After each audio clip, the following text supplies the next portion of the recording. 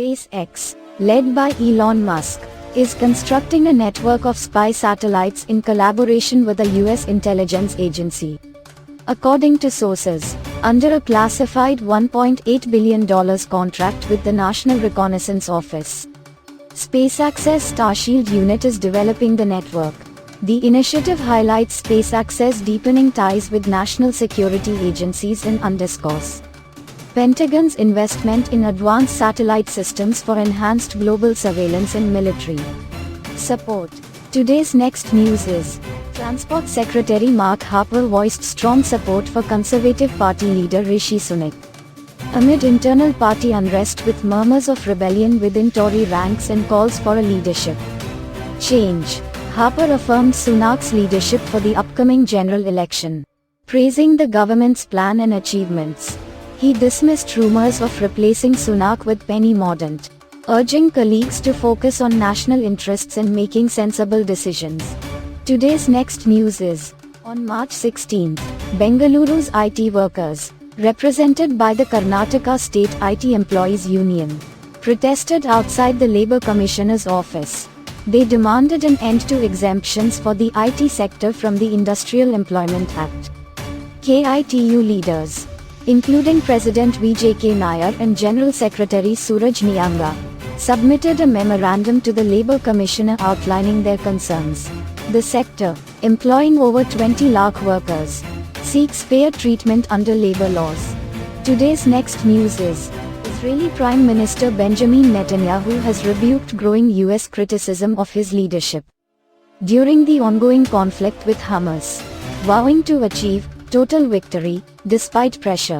US officials, including President Joe Biden and Senate Majority Leader Chuck Schumer, have expressed frustration with Netanyahu's handling of the situation. Biden supported Schumer's call for new elections, while expressing concerns over Israeli military actions and endorsing ceasefire talks. Israeli delegates await directions for negotiations after Sunday's Security and War Cabinet meetings. Today's next news is, an Indian Air Force C-17 aircraft successfully airdropped 2 combat boats and marine commandos into the Arabian Sea to support the Navy's seizure of a hijacked cargo vessel from Somali pirates. Described as a remarkable display of joint efforts, the operation led to the capture of 35 pirates and the liberation of 17 hostages. The operation, spanning nearly 40 hours, showcased seamless coordination between the Indian Air Force and Navy in combating piracy threats. Today's next news is, SpaceVIP, a luxury space tourism company, introduces an extravagant dining experience in space priced at $495,000 per ticket. Renowned chef Rasmus Munk from Denmark's Alchemist restaurant will craft a menu for 6 guests. During the 6-hour journey, proceeds support the Space Prize Foundation, advocating for gender equality in science. Guests can live stream their experience, connect via Wi-Fi, and witness the sunrise from 100,000 feet above sea level. Today's next news is, Elvish Yadav was apprehended by Noida police on Sunday in connection with a probe into the alleged use of snake venom as a recreational drug at a party. 5 other individuals were previously arrested and are currently on bail.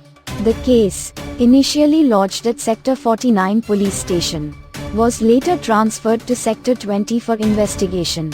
Yadav, denying involvement, had been questioned previously. The case arose from a complaint by an animal rights group. Today's next news is, Flipkart, the e-commerce giant owned by Walmart, saw its valuation dip to $35 billion by January 2024 from $40 billion in January 2022. This decline, attributed to the demerger of PhonePe, reflects Walmart's restructuring of equity in Flipkart. Despite Flipkart's claim of a $38.40 billion valuation, Walmart's equity transactions indicate a substantial decrease. Walmart's increased shareholding in financial year 2024 suggests a response to the valuation shift. Today's next news is, Pakistan has assured the International Monetary Fund that it won't allocate additional funds to settle 1.8 billion United States dollars dues of Chinese power plants under the China-Pakistan Economic Corridor. Amid efforts to revive the economy, the government aims to conclude the final review of a 3 billion United States dollars standby agreement. The International Monetary Fund team, discussing fresh loans, inquired about budget allocation for the power plants, which exceed the planned 48 billion rupees for this fiscal year. Today's next news is, Russia enters the last day of presidential voting amid accusations from Moscow of Ukrainian air attacks aimed at disrupting the election. President Putin is expected to secure another 6-year term. Over half of voters have already cast their ballots. The opposition, rallying under "Noon against Putin," plans a unified vote. Tensions with Ukraine, highlighted by Putin's accusations of election interference, overshadow the electoral process, punctuated by sporadic protests. Thank you for joining us on this incredible journey today. If you enjoyed the video, don't forget to hit that like button, subscribe for more content, and ring the notification bell to stay updated. Your support means the world to us. Feel free to share your thoughts in the comments below. And until next time, stay curious and keep exploring. See you in the next video.